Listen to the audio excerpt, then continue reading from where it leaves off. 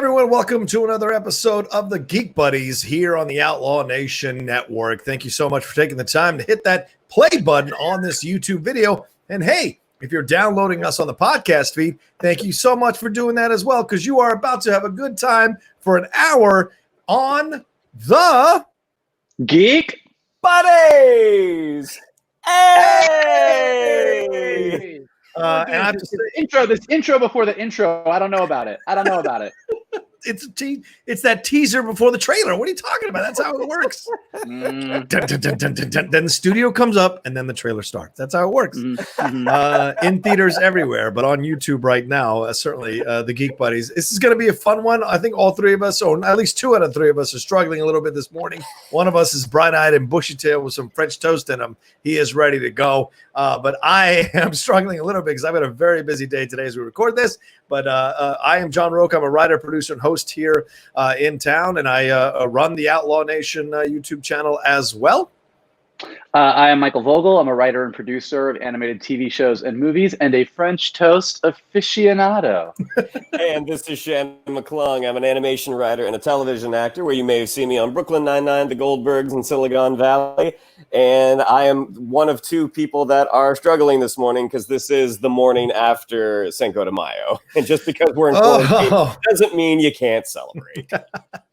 Well, as I think Maureen McGovern once said in the 70s, there's got to be a morning after. So there's your morning after situation. Nice reference for those of you over 40. All right, so we're going to get into a lot of things today. As you saw from the title of the episode, the Josh Trank interview with Polygon that was really revelatory about the behind-the-scenes drama going on. You get to decide which side on the fence you are on that one.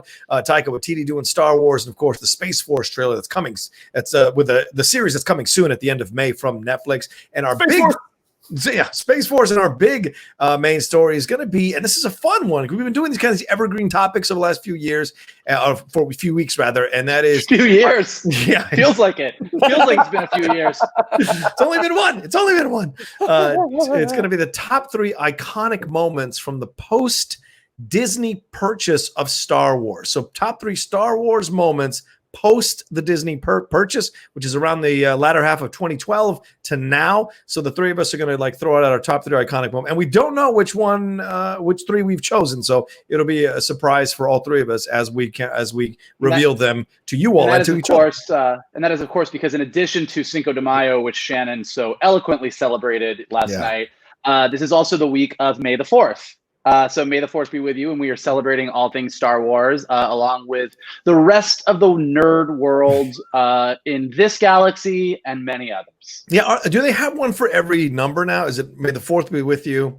Revenge of the 5th. What's the 6th? There's a big debate about whether it should be Revenge of the 5th or Revenge of the 6th, because the 5th is the next day, but 6th is a lot closer to the actual word. Yeah. So I feel like we need a really good 5th day. Yeah. And then Revenge of the 6th would be good, but I don't know what the 5th could be.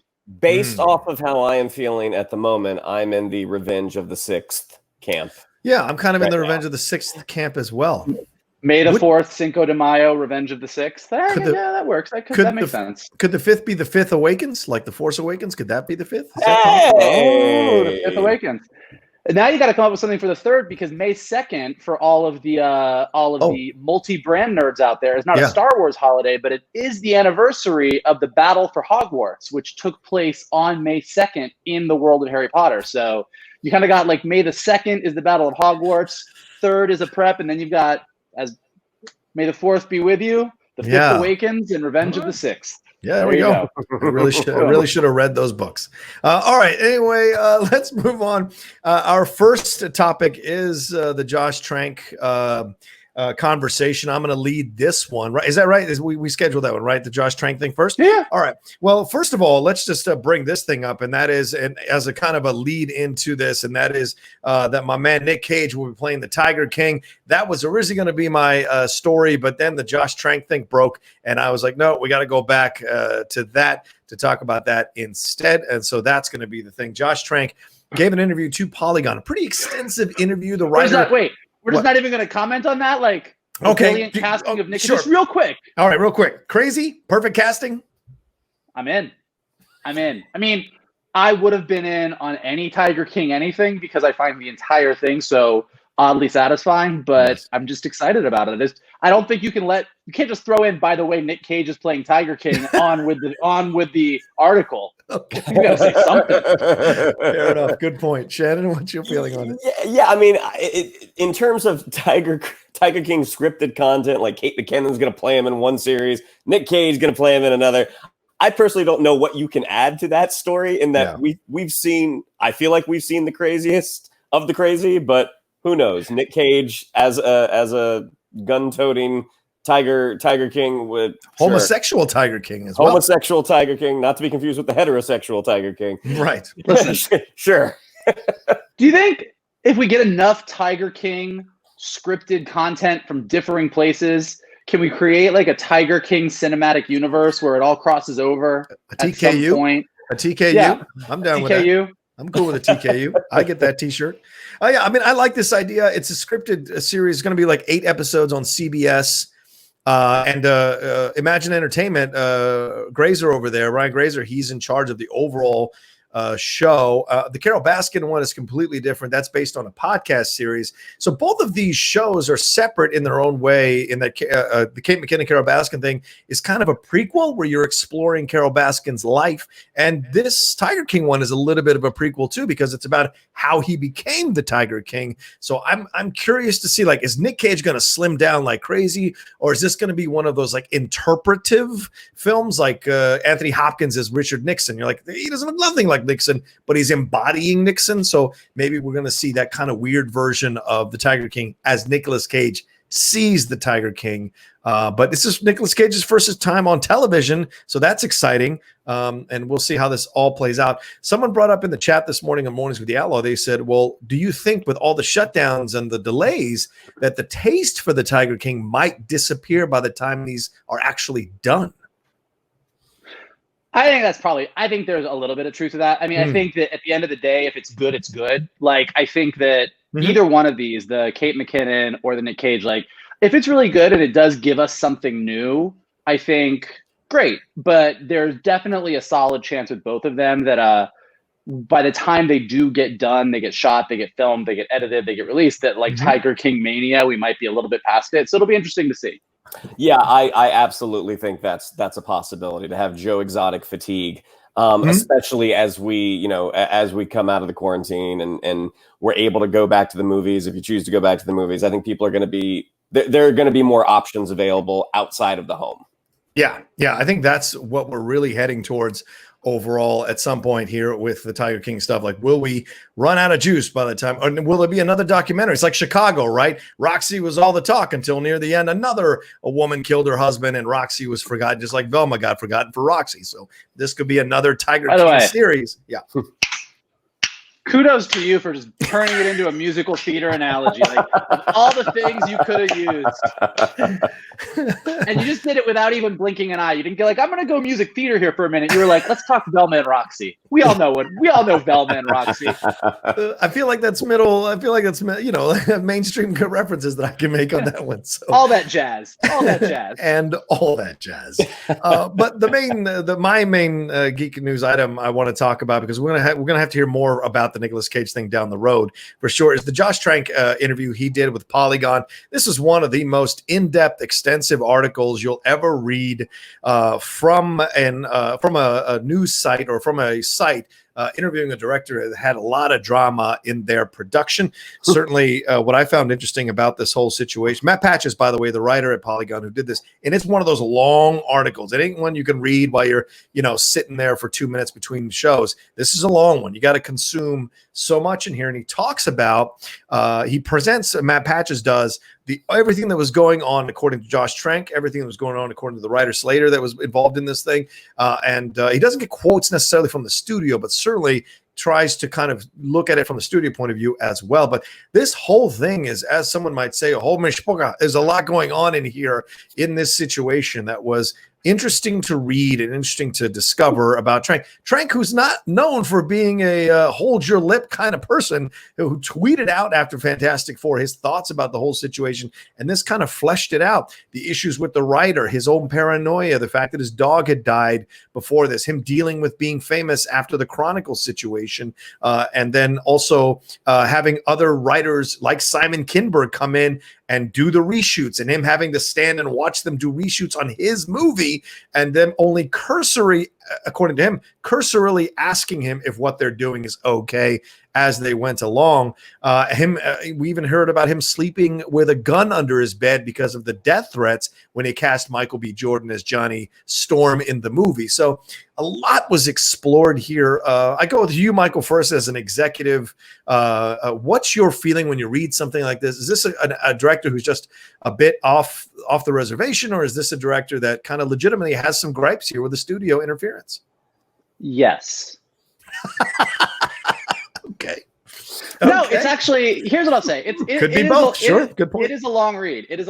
I do think that whether or not you care about Fantastic Four, whether or not you care about Josh Trank, I think that if you are interested in kind of how the Hollywood process works, I think this is a really, really great article to read. I think that it really gets into the push and pull that makes this industry work, because Trank is definitely, he went from making Chronicle, which was a lower budget movie, as they speak about in the article itself, because of the way it was shot, because everything was all about first person perspective, the camera being used to everything. It was a very hard thing for anybody to give notes on after the fact to edit. It kind of was what it was, and it worked amazing. And he kind of entered the Hollywood system doing this movie where he had almost 100% control, and went directly from that to a giant brand that had all of these expectations. It's a comic book movie in an era of comic book movies.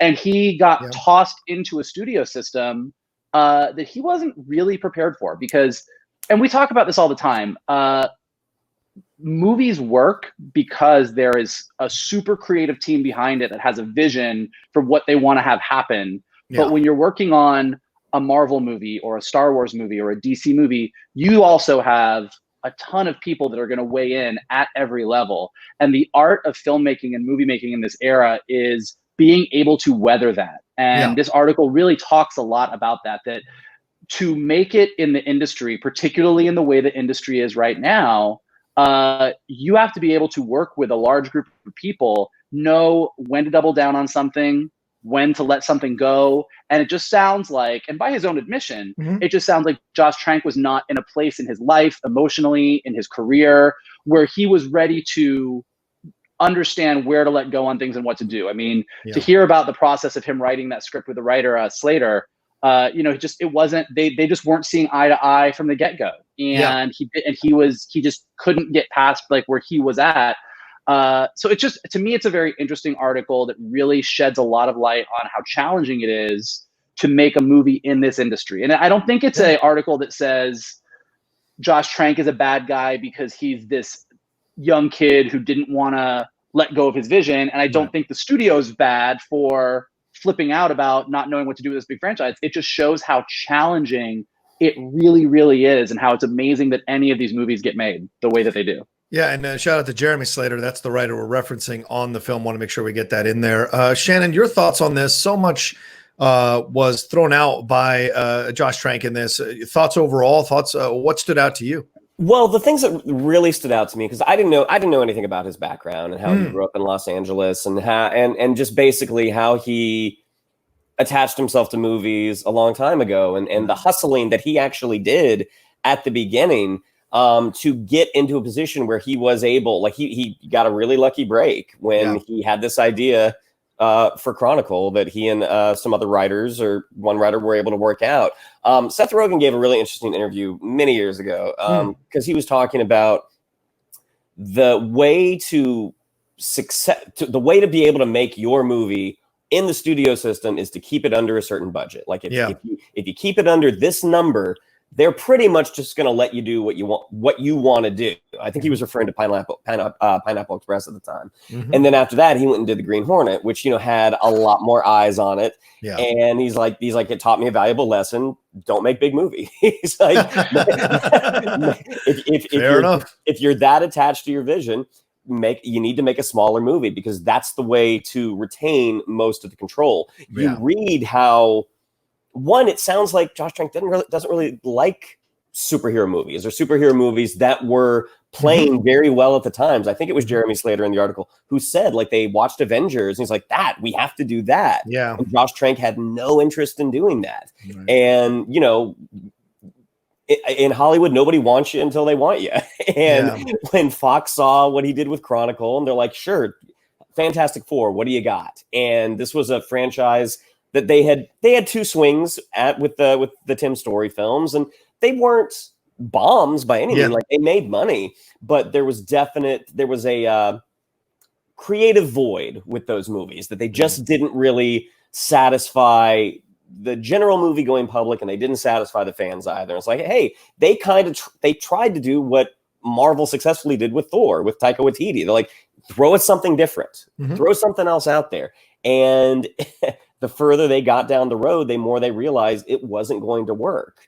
Yeah, I think it wasn't going to work because they picked a guy based off a very dark superhero film. Chronicle is a very dark film, and the ending is super dark as well, with what they decide to do and what they feel they have to do, those characters, to stop the supervillain that was one of their friends from carrying out some terrible things on the world. And so I don't know why they thought Fantastic Four wouldn't have that argument or wouldn't have that vibe to it. And it's really interesting because I think studios also, you have to look at, like, okay, you hire this director, how much vetting was done here? Maybe, Mike, you can speak to this possibly. How much vetting is done here? How much of the conversations? Because obviously you have to pitch a story and they have to be behind your story. And then something gets lost in the communication when these things happen. And, we'll reference Kathleen Kennedy in just a second, but that same thing happened here with the Lord Miller situation, but just about as far down the road as you can go in that situation as well. But you look at this as, well, what was the conversation? Where was the miscommunication? Where was the breakdown in the back and forth? And why didn't Trank take more control here and understand that it wasn't working with Slater, that they had two different visions, and get himself another writer that was more in tune with what he wanted to create? Well, I think a couple things. I think it's like I was saying, I think that when we have these conversations, we tend to use the studio as some kind of all-encompassing, like, here's the director and here's the studio, like there's a guy with an S on his head in a room. But, like, the studio is built of creative executives and their bosses and business and legal affairs and a bunch of different areas that are all working to make something happen. And there's always a bunch of opinions in the room.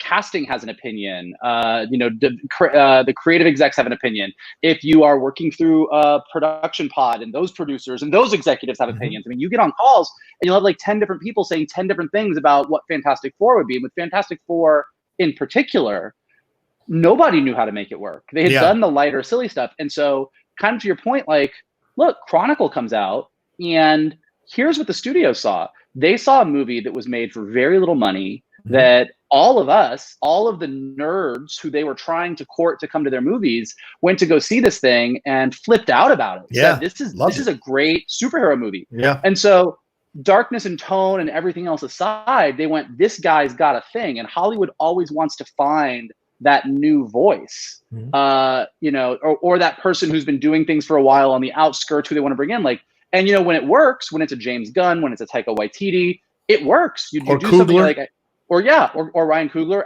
absolutely. Like, when it works, you go, that was brilliant. Right. And Josh Trank had all the signs of, if he could have worked within that system, if he knew when to say, it's like, and kind of, Shannon, to your point, I don't know that the Fox executives were fully aware that Trank and Slater were over here looking at Fantastic Four comics and looking at Avengers, and Trank going, yeah, I don't want to do that.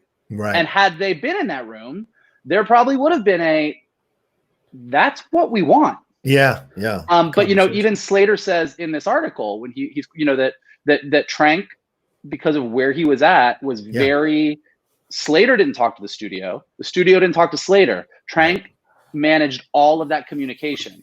So I think that's where you say like everybody, Kathleen Kennedy wanting him for a Star Wars movie, like he had all the signs of being one of those up and comers that was going to put his mark on things and take the superhero genre in a new and exciting direction. Yeah. And he just, I think by his own admission, by the end of this article, that's not the world that he wants to live in as a filmmaker. Yeah. And, you know, you want to bash a guy. I know there was a lot of going on around, bashing him and bashing the movie. And then him, like, kind of everyone thought he bit the hand that fed him by bashing the movie when it came out.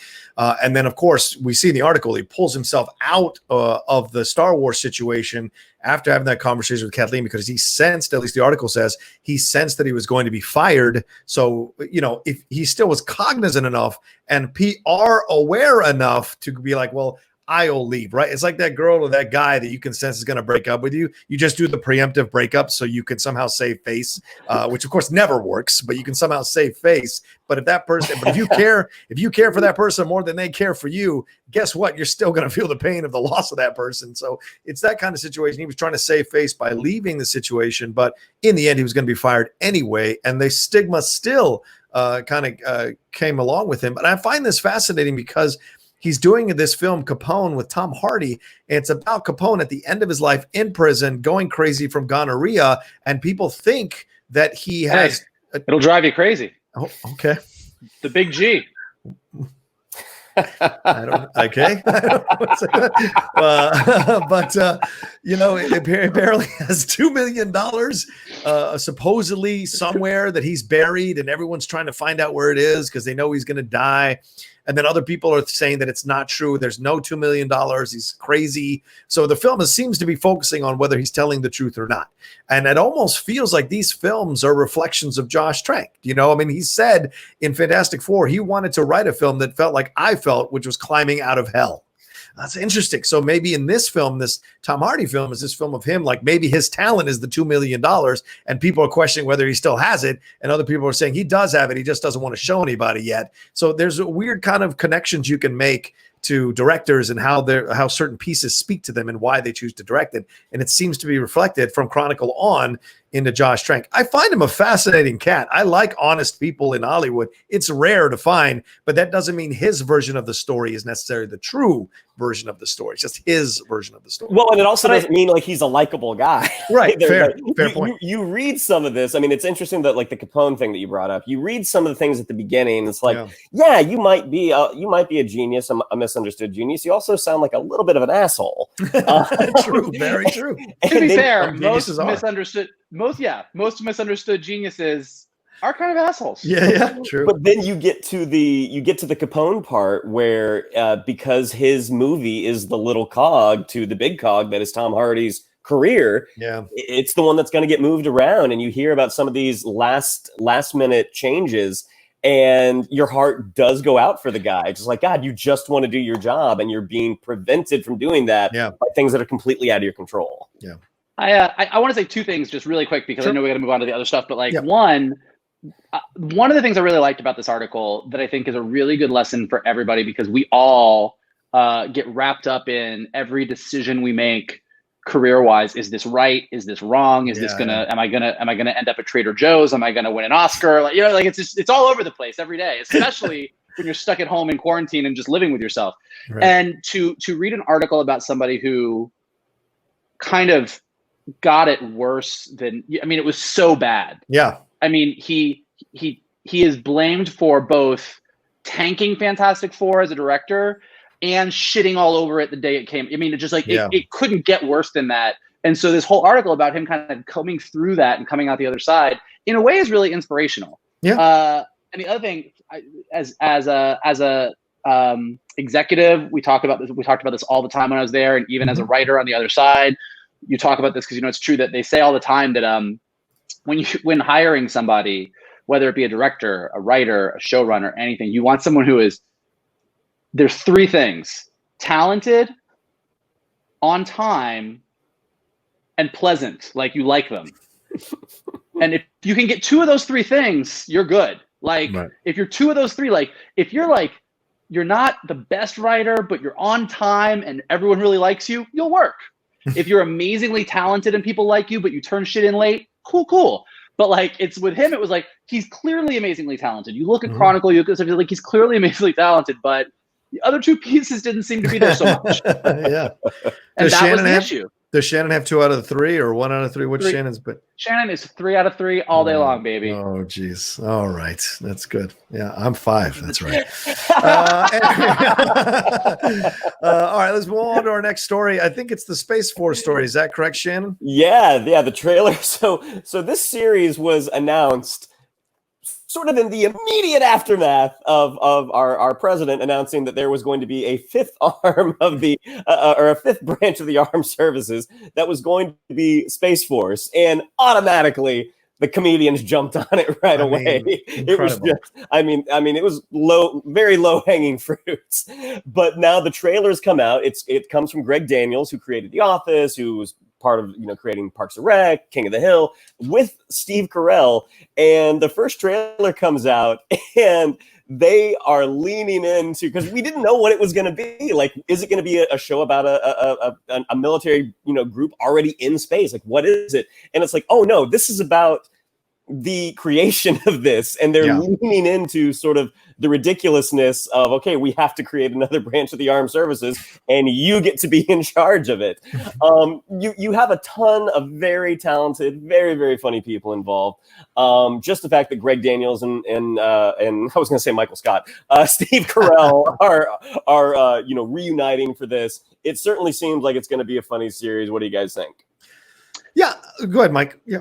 No, I was going to say, I think saying that Greg Daniels and Michael Scott are back together is the most apt way to put it. I think that post The Office, Steve Carell has done a lot of things. Whether it be everything from morning show to a bunch of other stuff where he's shown like his range. He's an incredible actor. He's an incredible dramatic actor. He's funny in a lot of different ways. But this is very squarely in a sort of he as opposed to Michael Scott, who was sort of in a basic job but was an idiot. This looks like someone who actually is reasonably intelligent-ish in an impossible position, but you're still getting full Michael Scott vibes, which is I think what I love the most about the trailer. I mean, that was like, it was like pure Steve Carell. Like when he goes into his office by himself, near the end of the trailer, and to calm himself down, starts singing Kokomo.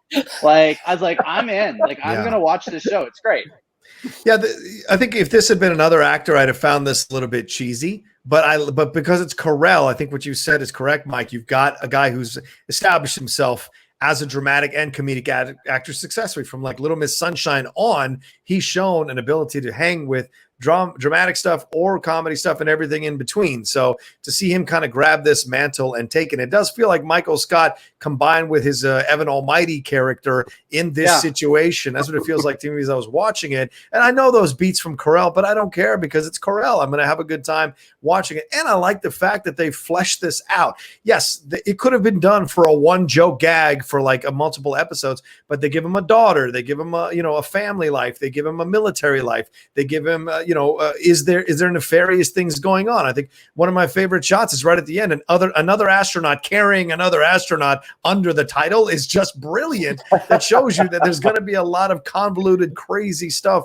happening on this show that's going to be funny. And I hope it all works because I tried that Hugh Laurie show on HBO and I was bored halfway through the first episode. Maybe it's because I'm not a big Josh Gad fan, so maybe that's it too. But I just did not like what I was watching. So I hope this is funnier and this feels more fleshed out, which I appreciate because you're right, Shannon. It's low-hanging fruit, but low-hanging fruit that can get boring or old if you don't know how to kind of, do more with it. And it feels like they're doing a lot more with it. And there might be commentary on this that's prescient or certainly topical. But I also enjoy the cast. I mean, Patrick Warburton, Jane Lynch, John Malkovich. I don't know the two younger actresses that well, but everyone involved in this, it looks hilarious. The dude from Veep. I mean, it has Veep vibes as well throughout. So I'm excited by that. Well, and I think it's what we were saying earlier about Nick Cage and about these Tiger King projects. Like Space Force was announced a ways back. We all made fun of it. We all rolled our eyes. And to your point, had this been just let's make fun of Mike Pence and Donald Trump, maybe would have it maybe would have felt a little bit like, all right, we're past that. Like we're like they've done like 95 stupid things since then. Like this is like the last, but because it looks like it's been fleshed out, because it looks like they took it and really thought it through, I think it looks like it's kind of fun, and it's kind of probably the thing that we really need right now. Like it's grounded in something that we all find really frustrating, or a lot of us find very frustrating, which is our current situation in politics. But it's removed enough that it's escapist and we can laugh at it. And I think that's probably the exact right balance of what we need right now if it works. And you know what? As you had said, Mike, Steve Carell left The Office. He went off and did some really great dramatic work. He scored himself an Academy Award nomination. He also played the Thing in Josh Trank. Steve Carell was the Thing. Steve Carell was the Thing. They didn't know that he actually did the motion capture for that. It was amazing. For those of you listening at home, Rocha's getting a little trigger happy on his images, and we're just getting a little crazy over here. I'm trying to up the show. I'm trying to up the professionalism of the show. I apologize. Go ahead. Sorry. Steve Carell is going back to being funny. And I think where we are right now, because obviously this show was in production way before our current climate. What more can you want than a funny Steve Carell show to get you through the dog days of quarantine? Yeah, for sure. Absolutely, for sure. And I'm looking forward to it. And it's at the end of the month.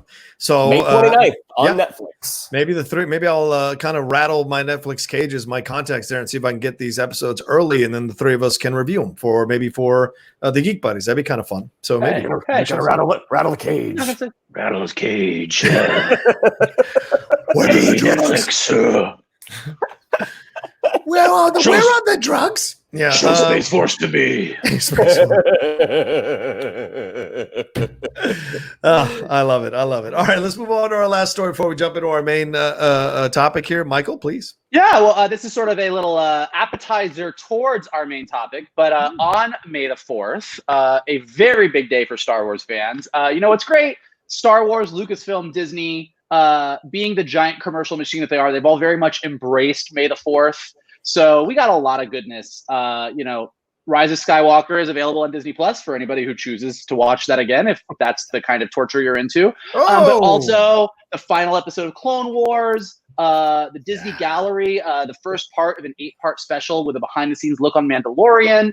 And as more excitement, this was the day that they chose to announce that Academy Award winner Taika Waititi, who directed the widely acclaimed first season finale of The Mandalorian, is also going to direct and co-write a new Star Wars feature film with Academy Award nominee Christy Wilson Cairns, who co-wrote 1917 with Sam Mendes. So that is all the information that we have about it so far. We don't know what it's about. We don't know what era it's in. But what we do know is everyone is super, super excited.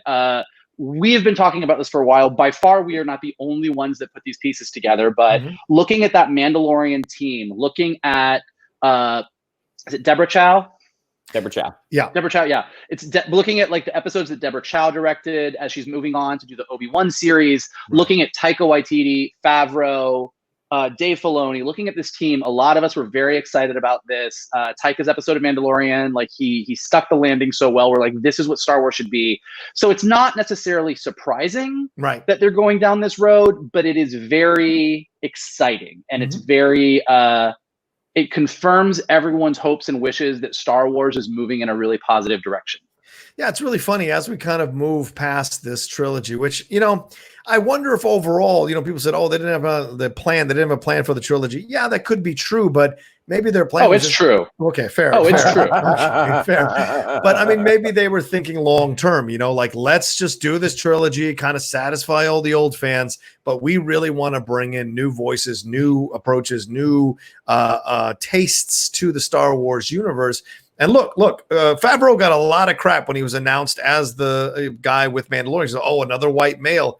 It worked out, didn't it? Sometimes it's not about the race or the gender situation. Sometimes it is. And I know it's ironic for me to say this, but sometimes it is the right person for the job in this. And in this situation, Favreau was certainly the right person for the job. It doesn't mean that somebody else couldn't have come in of color, or a woman of color, or a woman come in and done just as good of a job. It's just that I think we have to look at the results, and the results are pretty fantastic, and people are excited about it. Clone Wars, another thing. Dave Filoni working there with Ashley Eckstein, Ahsoka Tano's storyline, fantastic. So there will be doors opening, and now more and more female directors, more and more people of color are being involved in this. Taika Waititi, person of color down there from, is it New Zealand, I think, or yeah, New Zealand. So him getting involved in this is exciting as well. So all the right voices, I think what you say, Mike, is correct. All the right voices seem to be steering and moving into this new era of Star Wars post this trilogy. And it's exciting to see. And I love that Taika's involved in this. I just hope we don't have a Lord Miller situation. Let Taika do his thing. Don't mess with it. Let Taika do his thing. He certainly could get it done with Thor Ragnarok under the auspices of Kevin Feige. So show me. And maybe this is Feige moving into, I don't know. But like, this is a good decision. And I like the Leslie Headland decision as well, to have her with the Disney Plus series that she's doing for Star Wars. So that reaffirms that they are committed to doing multiple TV shows on Disney Plus that will feel cinematic but still be TV shows. And look, I could be wrong, I don't know, but I do think that Taika Waititi is not going to go through the same ringer that some other people have gone through on the Star Wars process, because Thor Ragnarok is a pretty strong, like, you know what you're doing. I mean, it was so different from what Marvel had done, but it paid off so huge for them that I think he has even more wiggle room than a Lord and Miller, who are also a very, very successful team, obviously. But I think he's got that wiggle room, and the fact that he's done that in conjunction with sticking the landing on Mandalorian so hard. Because what's great about the finale of Mandalorian is it has a lot of those great Taika Waititi moments. I mean, the opening with those stormtroopers on the speeder bikes talking to each other is pure Taika Waititi comedy, but it feels Star Wars still. And so he's proven on a smaller scale that he can take what he does and still make it feel like it belongs in the right universe. Look, we've argued about this 1,000 times. I like the beginning of Last Jedi, but I know a lot of people felt the your mama jokes that Poe was throwing. I know. So I'm admitting that I think that had Taika Waititi handled that scene, it could have been just as funny in a way that satisfied everybody. Someone funny handling it would have been funny. Yes, Ryan Johnson, not known as a comedian. All right. Well, and you look at the comedy, his sort of comedic history, like doing like What We Do in the Shadows, The Hunt for the Wilder People. Like, yes, he has a very out there sensibility, but all of his comedy does kind of come from an organic place. And I think that's where your mama joke at the beginning of Last Jedi didn't work, is that came out of left field.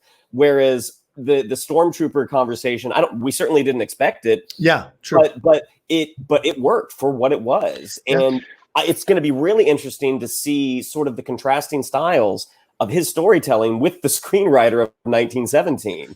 But at this point, I think Taika Waititi has definitely earned that. And I would imagine that the folks at Lucasfilm, hindsight is 2020, that they probably should have let Lord and Miller finish Solo the way that they wanted to finish it, and they wouldn't have gotten this sort of Frankenstein movie that it just ended up being fine. I think that probably where Lord and Miller had to stumble for Taika Waititi to fly. I also think that there's lessons being taken from the trilogy. And, we'll get into this a little bit more after the break as well. But I think that, look, to your point, Johnny, I don't think they went in going, let's get these out of the way. I mean, these were the movies that were meant to reinvigorate Star Wars. And to their credit, in a lot of ways, they do.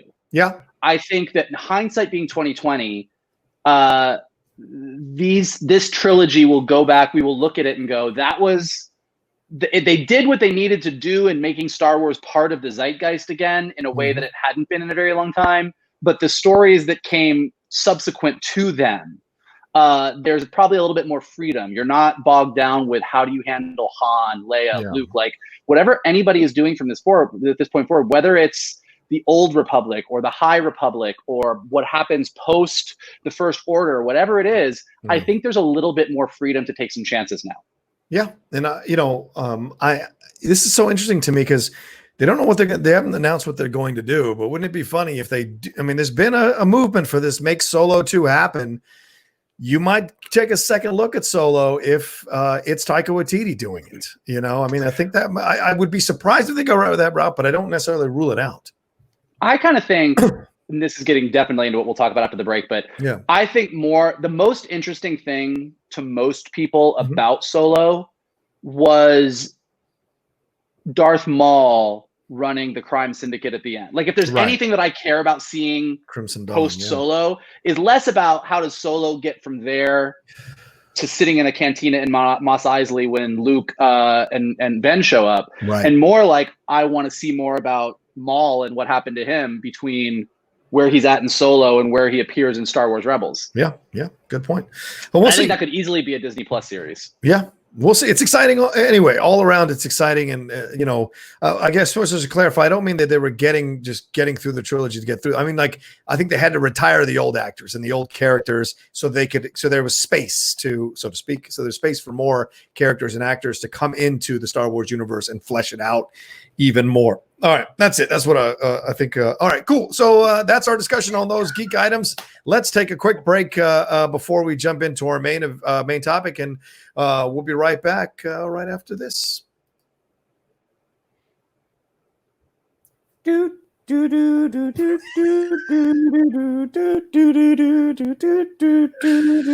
All right, and we're back back to the Geek Buddies here, jumping into our main topic, which is also Star Wars related. Mikey, this was a suggestion of yours. Please take it away.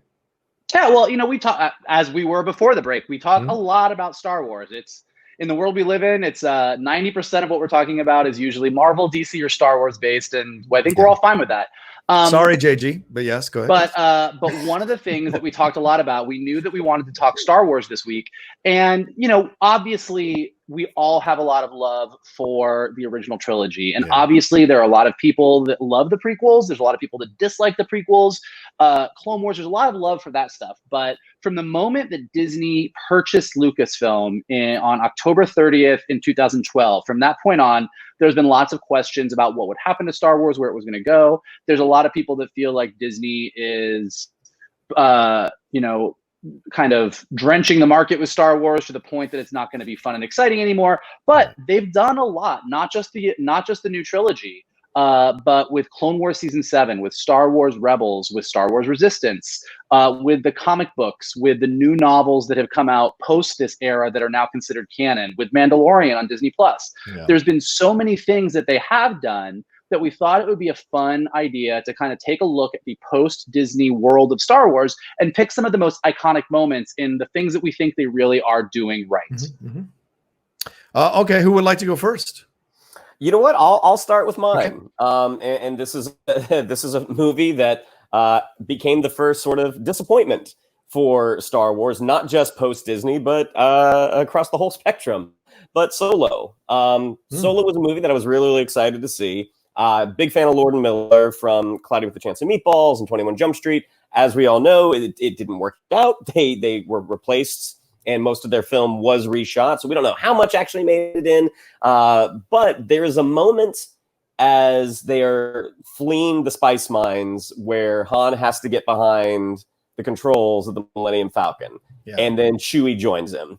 And that moment, as they are in the middle of doing the Kessel Run, that moment where I think it's the only time in the movie that we get the classic Star Wars theme as the two of them sit down. Yeah. Now, no matter what you think about that movie, I know a lot of people have some love for it. A lot of people don't. And some people think it's just okay.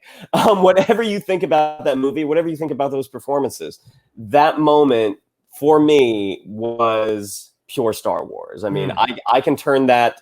That's the beauty of DVDs and now streaming, is that we can find these moments that we just want to experience again, and we can pull that up. And the moment that that pair, that these two who are going to go on to be lifelong friends, I'm getting emotional. Where they sit down behind the controls of the Millennium Falcon for the first time. I absolutely love that moment. Wow, strong emotions. All right, Mikey. Yeah, I'll pick. I'm going to get this one out of the way now because I think it's top of mind, and I know that we're going to do a spoiler review of this as well this week. But the final 4 episodes of Clone Wars, which the final episode just aired on Monday, May the 4th, in general is just filled with iconic Star Wars moments. I mean, I think a lot of people online are saying this is the Star Wars movie that we've deserved. This is the thing that everybody wanted. It feels like epic Star Wars. It wraps up the stories of Rex, Ahsoka Tano, Darth Maul. It kind of puts an end on the Clone Wars in a very official way. And there's two moments I think that I want to talk about in this finale that to me are just iconic Star Wars. One, actually, going along with Shannon's lifelong friends moment, is the moment when Order 66 is ordered in the finale, and Ahsoka is forced to face off with Rex, someone who she's fought with. And I love this because Order 66, as we all know, is an iconic moment in the Star Wars universe in general, but it kind of happened so that because they had to show the scope in Revenge of the Sith of all the Jedi going down, you just kind of saw a bunch of things happening at once, and you kind of recognized the enormity of what was happening. Right. And what they did here is they took two characters that we all care very deeply about and put them in a position where they were at odds with each other, probably for one of the first times in a major way, because, Rex was a clone in Order 66. He's going to kill himself some Jedi. Right. And that moment was filled with so much emotion, it was the perfect thing of Star Wars, where it's clones and aliens and lightsabers, but the emotion in that moment is so real and so devastating. It was just amazing. Yeah. And in addition to that, the final shot of Clone Wars, which wait, is this two moments? You getting 2 moments for one? I was gonna say, well, no, I'm not gonna take it. You know what? Some of us may have another moment. I'm just saying. Right. I feel like I'm not gonna touch that moment yet. I'll save it for the spoiler review anyway. But the last shot of Star Wars Clone Wars is pretty epic. That's all I'll say. On to Johnny. I know that I'm going to get a lot of shit for this, and so be it. But I think one of my favorite iconic moments is the end of Rogue One, when Cassian Andor and Jyn Erso hug each other before it's over. Like, that to me was so shocking. And I know you got the I'm sorry, not the end of, I'm sorry, the Vader moment. That's the moment that to me, it's not the hugging thing. So I was thinking of something. Why are you gonna get shit for that? That's what. Yeah. But the Vader moment. Yeah, the Vader moment. You doing two moments? No, one moment. I'm gonna take one moment. Two moments. Yeah, one moment. It has to be the Rogue One moment. I'm not gonna get shit for this one. There's the other one I was thinking about, but this is the one that actually deserves to be talked about. And this is the him lighting that lightsaber up in that dark room. I mean, honestly, I think that's the number one moment from all the moments that have happened since Disney purchased, because the reaction in the crowd, the first time it goes dark, and they perfectly timed this. Whoever edited this, or maybe it was the director, like deciding, okay, hold it. Now it's dark, and then you hear the breath, and you hear the iconic Vader breath, and then the lightsaber lights, the red lightsaber in the dark. And when it lights, the place went apeshit. And so that is a perfect, and you saw him destroy everybody in that room. That showed you the ferocity of Vader, which a lot of people who'd fallen back in love, for better or worse, with Vader's evil tendencies, going back and watching the trilogy and watching him and reading him in the comic books and watching him in the animated series whenever he'd pop up, they got reminded of the ferocity and the violence and the evil that Vader was always capable of at any moment. So I thought that moment was something that is absolutely iconic post Disney purchase.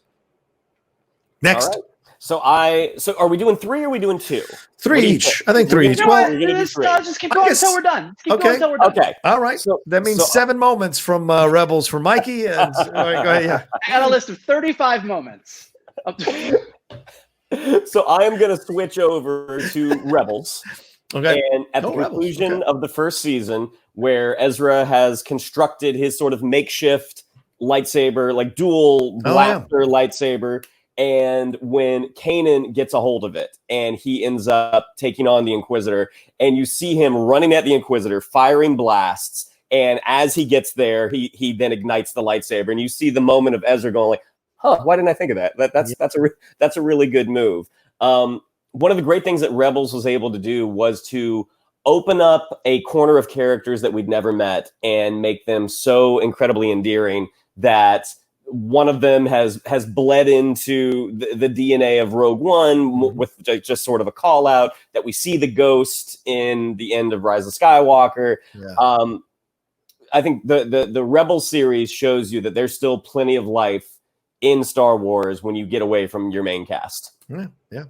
I think that's really true.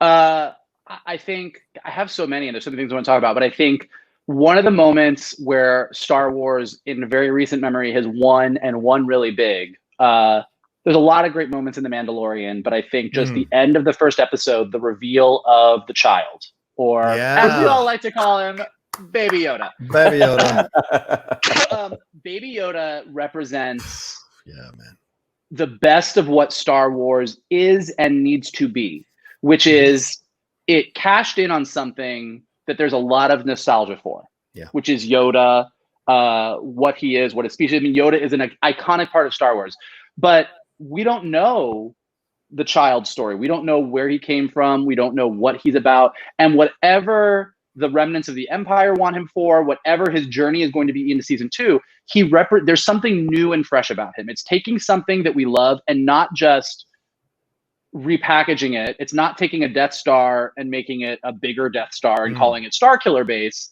Right. It's doing something brand new that makes us feel nostalgic, but also gets us excited. I mean, the way the internet went wild, the way they very, very, the way Jon Favreau, through his work on Marvel movies and everything else, was very wise to understand that when you license toys, there's a group of hardcore fans that find those names so that they can figure out what characters are going to be in anything. So they refuse to let anybody make any merchandise around Baby Yoda so that it would be totally a surprise. And when that surprise hit, everybody freaked out in the way that you want fans to freak out. And so we don't know where Baby Yoda is going to go. We don't know what his story is, but thus far, that reveal is one of the things they've gotten just 100% right, I think. Yeah, I think that's a great point. I'm going to throw one in there. This one I might get some crap for, and I can't believe I'm throwing it from Last Jedi. You say iconic moments doesn't have to always be like these life-changing moments within the characters or the scope or the history of Star Wars or the mythology of Star Wars. For me, that Admiral Holdo moment when she slams that destroyer and separates it in half. People talk about the Kennedy assassination or 9/11 or like, where were you? Do you remember where you were? I will always remember. Yeah. I'm doing that kind of comparison. I will always remember. I will always remember sitting 2 seats away from the middle aisle, 4 rows back from the end of the theater at the Disney lot, watching that moment and reaching across the person I was sitting with and holding the kind of the railing that they have there, because my mind was exploding and I needed to kind of attach myself to the ground, because I'd never seen anything like that in Star Wars. The sound, and brilliantly done by Rian Johnson, removes sound completely, as it would be in space. You would not hear an explosion like that in space. To just do it, and the ferocity and the visual of it, the scope of it was so incredible, and it came with someone sacrificing themselves for the greater good. You can argue the merits of that movie all day long if you want, both positive and negative, but that moment is when I glimpsed of the scope that's possible in these movies with these people in charge of these movies, what kind of incredible scenes we can see in the future from these people in charge of Lucasfilm and Disney with Star Wars. So I love that moment, man. Yeah, that's an interesting moment because it sparked a lot of debate after the fact, as far as if all you have to do to destroy something like that is turn on your hyperdrive and aim. Why haven't we done that with the Death Star, and why haven't we done those other things? So there's a lot of logistical arguments about what exactly happened there and how do you repeat it and how do you prevent it from happening. But you're 100% right that the sheer spectacle of that, I remember the same as you. I mean, when that moment happened in the theater, like just everybody's jaw dropped. You could actually hear people gasping because the theater was silent. So it was definitely an amazing moment. Yep. And so my potentially last moment here. So for those of you that have, for those of our listeners who have the Void, the VR experience, if you have one in your city, if you have one near you, I believe they're still doing Secrets of the Empire, which is you've been enlisted into the rebellion by Cassian Andor. You dress up as a stormtrooper and you have to go in and sort of infiltrate this base. This is one of those things. Like they have, I want to say they have 3 in Los Angeles. There's one in Glendale. There's one down in Anaheim. And I feel like there was one at the Century City Mall at one point. But basically, these are all over the country. There's not a ton of them. Right. But getting to put on this VR gear, put on this pack, put on these goggles and be in the Star Wars universe, it is one of the coolest things. And like, I've been to Galaxy's Edge several times, and I really like Galaxy's Edge, but being able to look in a mirror and see a stormtrooper looking back at you, the moment like K2SO is sort of guiding you along your mission, and you can reach out and touch him, like the way that they have designed that, the way it feels when you shoot a blaster, how it feels when you get shot by a blaster. This is so incredible. It hurts. It stings. It tickles. It's just such a magical Star Wars experience that I don't know if that would have happened without the Disney purchase. Yeah, great points. Great points. I was so sweaty because I like when we got out. When I went with some guys and we did it, and we got done, and I took the stuff off, and I was sweating because I had been so into all of it. Like I was screaming at everybody. I was like, it got very intense there near the end. You know, you hear that, you hear that heavy breathing, and then you see a red lightsaber, and you know what's coming. And listen, you shit your pants. Oh, I'll tell you right now. Yeah, doesn't matter how good of a shot you are. Yeah, I hope to find out someday. Maybe I'll get invited next time you guys go. All right. Anyway, what's your? For those of you who don't know, Michael just fainted off the screen. What's your moment, Mikey? I hate to double down on Ahsoka Tano moments, but fuck it. She's my favorite character, and I'm going to. And I'm going to go back to I was split. I had two. Okay. One was from the comics, but I'm going to go with my Rebels one. So if we have a moment at the end, I might.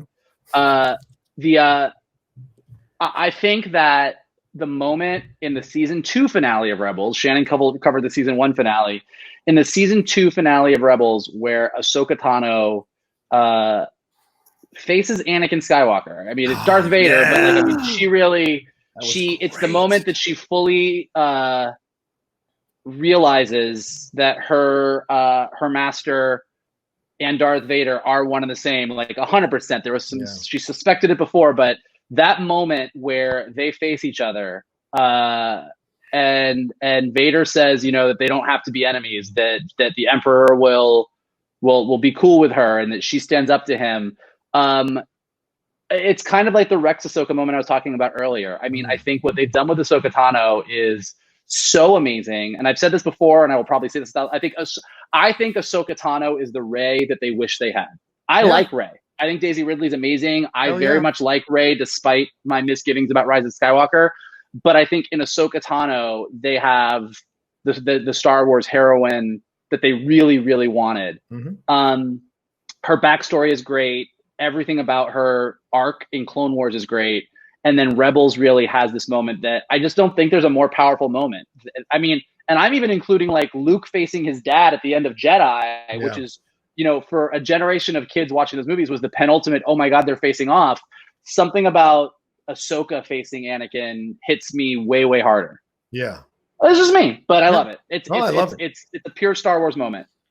It was a fantastic lightsaber moment and battle. And of course, we're going to get into the spoiler heavy Clone Wars review, which also features an incredible lightsaber battle as well. But that one is always that. I think I prefer that one, the one you just mentioned, Mikey, because of the nature of everyone involved in it and the emotional journey that both had been on to lead to that moment, and the history between them as well. Incredible. And the way it ended, just incredible.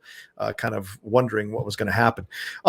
My last moment is kind of a little bit of Shannon's moment, but in the future, and that is when Han and Chewie go back onto the Falcon and Han says, "We're home." I remember just because I didn't go to Celebration that year, and I remember the trailer dropped, and that, like, as soon as someone either texted me or I saw a notice on my Twitter that it had dropped, I immediately ran to my bedroom, put on the computer, and watched it over and over and over again, the Force Awakens trailer. And when he said, "Chewie, we're home," I absolutely lost it. And look, I am not like, you know, a slavish devotee to Star Wars. I'm a fan of Star Wars, but I'm not like, you know, a huge, massive fan of it. I'm a fan of it. But I love those characters. And so for them coming back to get a chance to say goodbye to what made them, in a lot of our minds, so essential and so much a part of our youth and our growing up time. It was great to see them step back into those roles. But that moment is the moment. Harrison Ford and Chewbacca there. I think it's Peter Mayhew who is doing it in Force Awakens for the most part. But him saying, "Chewie, we're home," dude, broke me in half. Just broke me in half. And it meant so much to see that. That's my choice. Yeah. So are we doing? Is that our three? That's our three. But if you want to do one more, feel free, Mikey. I will offer up one more, then we can do final thoughts, I guess. But we're at an hour, and I do think that Shannon actually has brought this moment up before, but I just think it was one of the first things that came to mind, and it's in the Star Wars comics that came out, because with Marvel and Star Wars and Lucasfilm, like when they kind of got rid of all the old comics and the old books and said none of this is canon, the old video games, everything, none of it's canon anymore. And started off with a new, Star Wars #1 and whatever. And I read the Star Wars comics and the Darth Vader comics, and the Vader comics was where this happened. Again, we've talked about this before, but an area of Star Wars that never occurred to most people. I think that when you watch the original trilogy and you watch New Hope into Empire Strikes Back, there's this assumption that Vader kind of always knew who Luke was and was just like keeping it close to the vest. And one of those brilliant ideas that they had was the thought that Vader had no idea. Like, Obi-Wan takes Luke to Tatooine and hides him with his uncle and gives him the same last name. So not the best plan as far as hiding goes, but nevertheless, hides him away. And when this young pilot blows up the Death Star using the Force, Vader becomes very obsessed with finding out who that person was and hires Boba Fett to find out who the kid is. Like, who is this rebel that blew up the Death Star? And so Boba Fett does what Boba Fett does and makes his way to Tatooine and makes his way to the Mos Eisley Cantina and follows the leads and ends up in Obi-Wan Kenobi's old house, where he ends up facing off against Luke, and they have this battle, but he does find out that this is the kid. So he goes back to the Star Destroyer and reports into Darth Vader and says, "Hey, the kid who blew up the Death Star is some dude from Tatooine. His name is Luke Skywalker."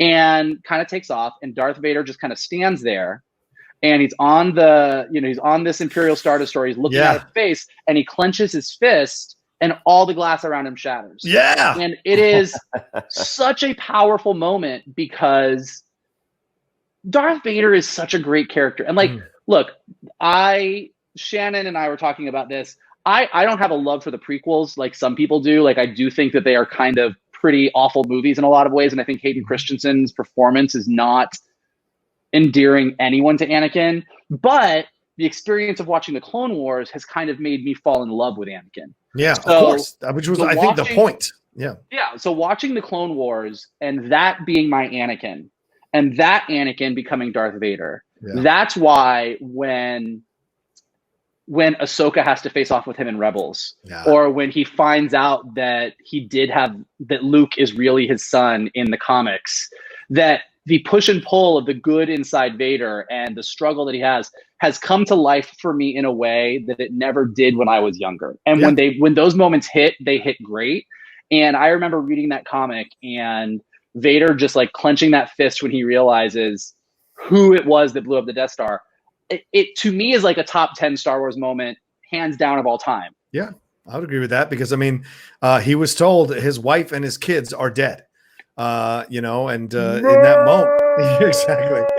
And in that moment, he realizes they weren't dead and that Obi-Wan, of all people, has been hiding Luke. Yeah. Obi-Wan, of all people, again, you were the chosen one.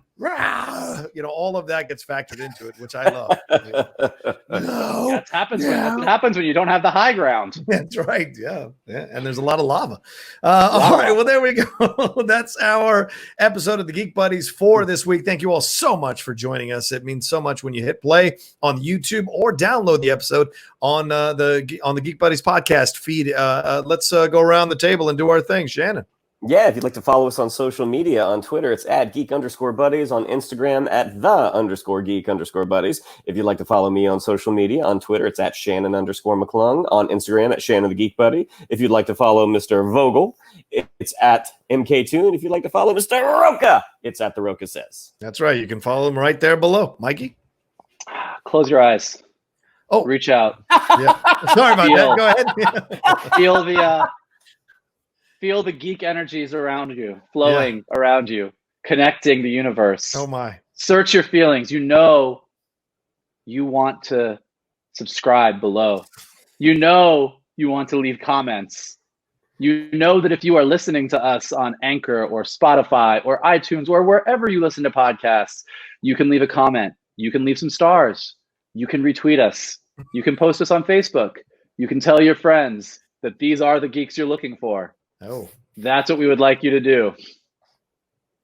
That's good. I like that. Yeah, these are the geeks you're looking for. Absolutely. Really appreciate you all taking the time, as I said. And yeah, as Mike said, please subscribe to the channel right down below. Get us closer to 15,000 and marching towards 20,000 would be great. And if you want to find me on Twitch, that's right. For God's sakes, the old man jumped out on Twitch. Go the Outlaw Nation, all one word, lowercase. Go and follow me there. I'll definitely be playing video games. I'll maybe be DJing and definitely having some live streams with a new show called Rocha Unfiltered, where if you thought I was a little restrained on these other shows, you'll get the full Rocha on that show. So full-on opinions. So brace. Hope the platform is ready. You thought Holdo split a destroy. You just wait. All right. That's. Oh, and one last thing. Speaking of Star Wars, want to announce this. My new Star Wars show, The Jedi Way, will be dropping this week as well on the Outlaw Nation channel. That is a produced show, not a live show. So just me tackling one subject or topic on the about the galaxy far, far away, just breaking it down and talking about 20 minutes, 25 minutes about it, giving my own thoughts and points of view. So if you could watch that show and give it some love as well, I'd appreciate it. All right, that's it. We're good to go. We'll talk to you next time on another brand new episode of the Geek Buddies. Hey!